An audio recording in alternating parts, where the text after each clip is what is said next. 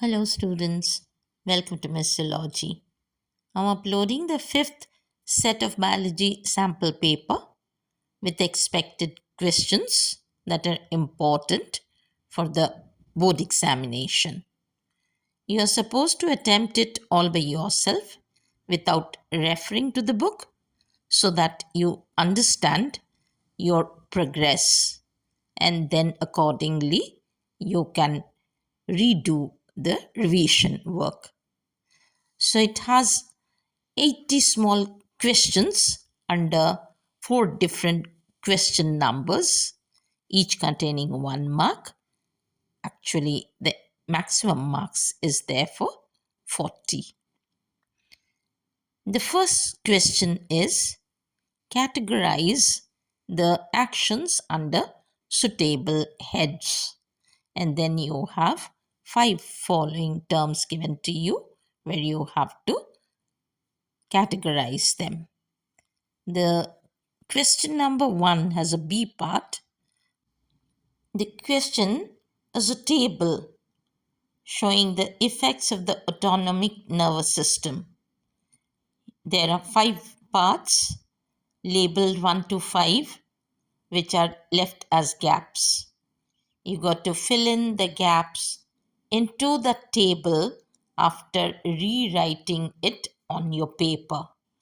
Only then it becomes a full scoring answer. Let's move on to question number 2. The question number 2, part A, is a diagram based question. This is about the blood cells, and following the diagram, you are given to differentiate or answer according to the diagram given above. For it, there are five different parts for which you have to supply the answers. Question number 2 has a B part, which is very direct, is just to expand the abbreviations. What is important in this is the spellings should be perfect. A spelling error takes away your marks. So, care should be taken to write the perfect spellings for each of them. We come over to the question number 3. Question number 3 is again a diagram based question. Here, a certain stage of division, cell division, has been shown where you got to identify it, and then the five different parts of the questions under it has to be answered accordingly. Then we come over to question number 3, part B. Here you got to distinguish between the following pairs, but with the points that are mentioned inside the brackets. The differentiation should be very short. You can only supply the actual word which is required. So I'll be supplying you the sample answers as well. That'll make it easy. But your attempt and your own answers are definitely to be done by you. Only then you can move on to check the answers which I supply. Then you move on to question number 4. Question number 4 is a question on genetics. It's basically on a dihybrid cross, and a statement is written against it, for which there are five following subparts that you need to answer. I'll be uploading it so you can check the subparts of the questions. Then question number 4 has a subpart B, which is again something that has to do with genetics itself, but it is a simple fill in the blanks in a paragraph. But even within the paragraph, wherever there is a blank for which you have to fill in, it is numbered. So it's your choice. Even if you just supply the blank words, the words that exactly fit into the blanks, and put them with the numbering, it becomes scoring. You may even prefer to write the entire thing, but then whatever you supply in the blanks, that has to be highlighted but by underlining it. You are not supposed to take more than 40 minutes for writing the answers, and the answers should be written very neatly so that it can be read easily by the examiner. So let's get started with the answers after you have completed writing them on your own. The first question was to categorize the actions. First is peristalsis. It is a natural reflex. Natural reflex means which doesn't need any learning, and it is an automatic action through the body. So, peristalsis, is even possible with a newborn child who has not learnt anything, but it is automatic. That is why peristalsis is natural reflex. Next is jump when your feet falls on a rope in the dark. This is a complex reflex action.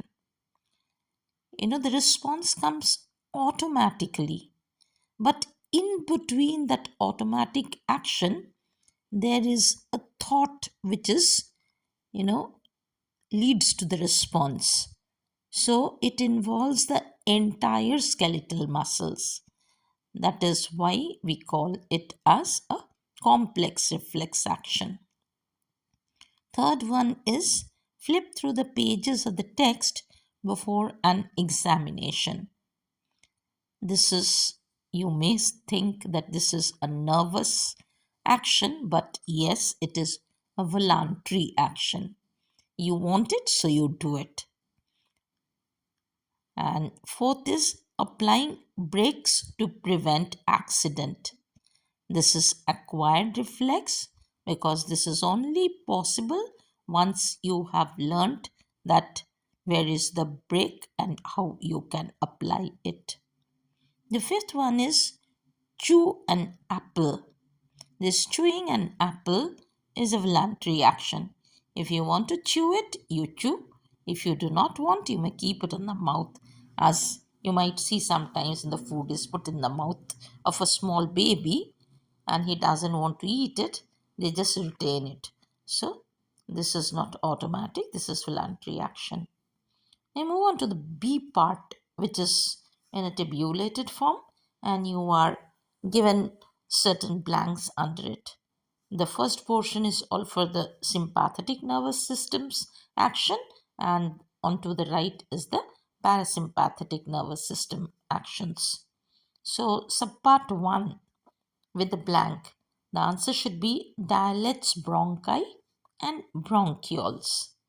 So, automatically, the action of the parasympathetic system is the reverse. So, it will be constricts the bronchi and the bronchioles.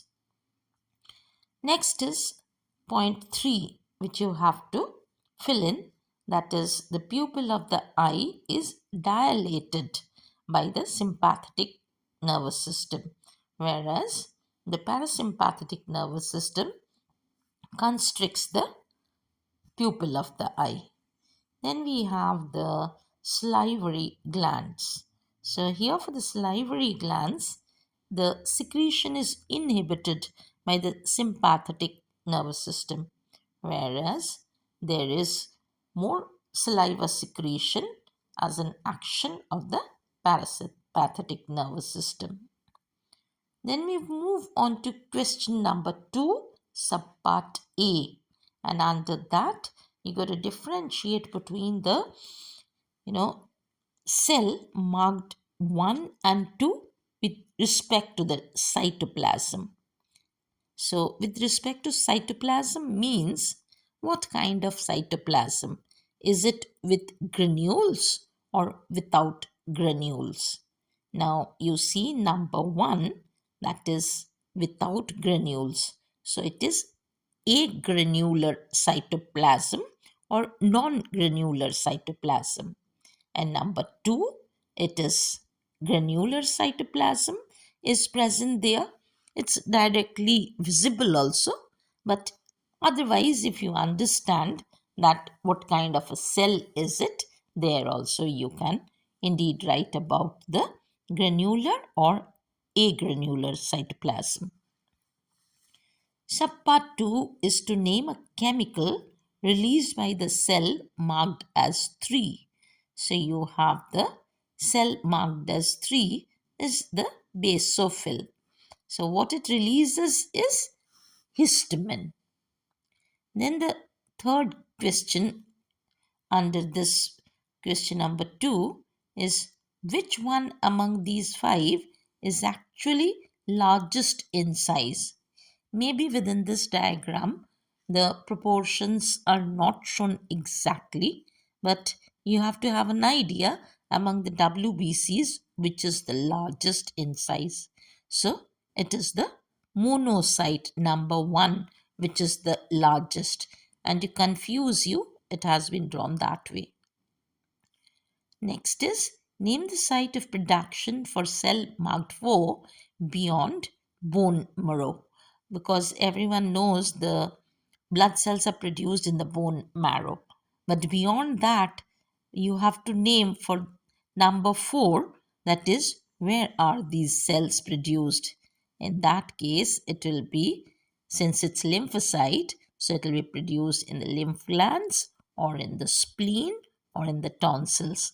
Anyone would fetch you 1 mark. Then, what is the normal percentage composition of cell number 5? Cell number 5 is neutrophil and it is the highest in percentage amongst the WBCs. Anything between 55 to 70 would be taken correct because it's with a varying range even in a normal individual. Then you have a question where you have to expand the abbreviations. First is PCT, proximal convoluted tubule. This next one is DDT, it's dichloro diphenyl trichloroethane. Then it is LH, luteinizing hormone. Then it is ODF, this is open defecation free. Then CFC is chlorofluorocarbons. Then we move on to question number 3, subpart A. You got to name the stage of the M phase shown above. So this is telophase, and you got to name in what kind of cell it has been shown. Since you can see the centrioles, so it becomes easy for you to understand that it has to be an animal cell. Definitely not a plant cell.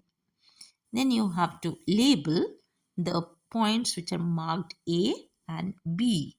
So A is a cleavage furrow and B is the astral rays.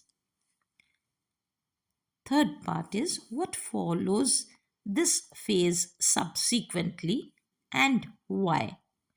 After telophase, that is the end of karyokinesis, it is always followed by cytokinesis because the nuclear division, once it is complete, it must subsequently enter into the cytoplasmic division so that the parent cell can produce two daughter cells by division.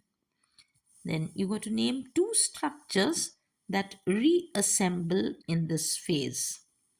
So the structures, those disintegrated in prophase, do reassemble in telophase. They are basically the nuclear membrane and the nucleolus. Even if you write the Golgi membrane, the endoplasmic reticulum's membrane, those would also be taken as correct answers. Next is whose reciprocal is this phase? And you go to justify.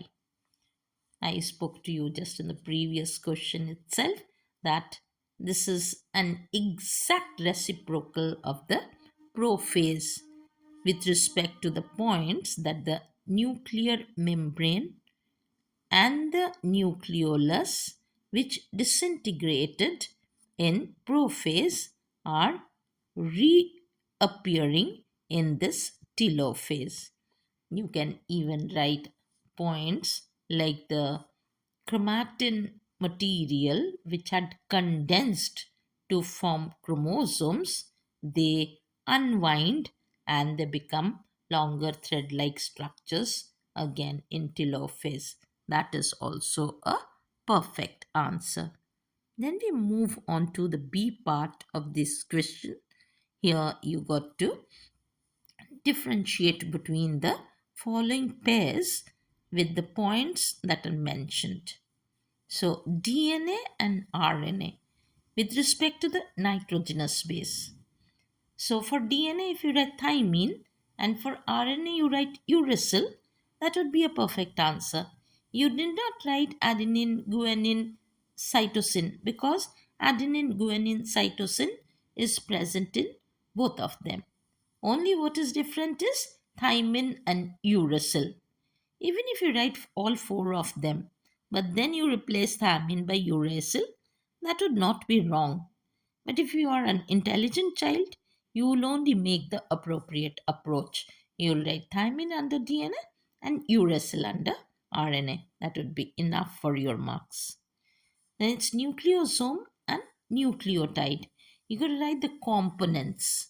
For the nucleosome, it has the DNA and the histone proteins, while the nucleotide has a pentose sugar, a nitrogenous base, and a phosphate bond. The next difference is between centromere and centrosome. You got to give the location. So, centromere is between two sister chromatids in a chromosome, whereas the centrosome, it is located just outside the nuclear membrane in an animal cell. You got to mention even the animal cell because it is not present in a plant cell. The next is to differentiate between the haploid and the diploid cells with respect to the producer. So, it is meiosis that results in haploid cells, and it is mitosis that leads to the formation of diploid cells. This is a general case. The other cases are also possible, exceptionals are possible, but a general case. Next is the difference between a chromosome and a chromatin. The chromosome, according to the time of appearance, they are usually seen during the divisional phases, whereas the chromatin formation takes place during interphase. Next, we move on to question number 4. Question number 4 is a question on genetics. Subpart A of question number 4 is a homozygous female plant with purple and axillary flowers is crossed with a homozygous male plant having white and terminal flowers. So there are certain questions that follows it and you got to answer accordingly. Write the genotype for both parents with appropriate squares or circles. Now, for the female parent, it is written that it is homozygous for purple and axillary flower. So, it will be circle with capital P, capital P, capital A, capital A. And the other parent, the male parent, would be a square box with small p, and small a. Next is mention the genotype and the phenotype of a F1 son. In books, it's usually F1 offspring. So I just to puzzle you, I put it a son. but it doesn't make a difference. Only when it's sun, you got to put a square box. And then write capital P, small p, capital A, small a. Because for the sun will be half mark, for the genotype will be another half mark. So the square box will give you one half, another capital P, small p, capital S, small a will give you another half. This is heterozygous for purple and axillary position. Next is give all possible gamete combinations that F1 can produce. For the gamete combinations, you have to bear in mind the gametes are haploid. So if it's a dihybrid cross, each gamete will have two letters to signify the two characters. So it'll be capital P, capital A, or capital P with a small a, or a small p with a capital A, or lastly, the small p and the small a. So, part 4, you're going to get the percentage of offsprings at the F2 that shows the new phenotype recombinations. And you have been told to give just the answer. So, the recombinant ones are purple and terminal, or it is white and axillary, because what you started with, like you started with purple and axillary, they should not exist together if it is a recombinant one. Or you started with white and terminal, they should not be taken because they were the starting ones and it's not a recombinant one. So what you need to include is the purple and the terminal, white and the axillary. And how many of each will be there? You do know a dihybrid ratio, which is 9 is to 3 is to 3 is to 1. So the first 9 are ones with the both dominant characters, and the last one is the one with both recessive features. Only the two central ones are the recombinant ones who will have one dominant feature and the other recessive feature. But when we started with, it started with both homozygous parents with homozygous characteristics. That's why you have 3 upon 16, 3 upon 16. These are the two cases where recombinations have occurred. So a total of 3 upon 16 plus 3 upon 16 is 6 upon 16. So 6 upon 16 into 100 is 37.5%. Then you have name and state the law that explains the above situation. So the answer is law of independent assortment, and what it states is that the distribution of the alleles of one character into the gamete is independent of the distribution of another allele. Now, question number 4, subpart B is fill in the blanks, very straight cut. It's in the form of a paragraph. So, Mendel chose garden P, and then you got to give the scientific name. It will be Pisum sativum. Pisum with a capital letter underlined, and sativum small letter starting and then underlined, because that's a way of writing a scientific name.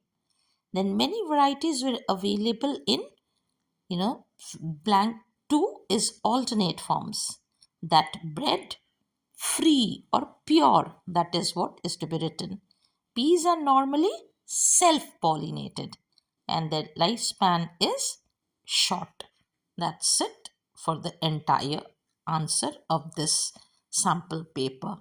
I hope you should have scored quite well. Don't worry, even if you haven't scored very highly, you can always score much above 90% in your biology if you keep working with the questions and the answers. Thank you for watching.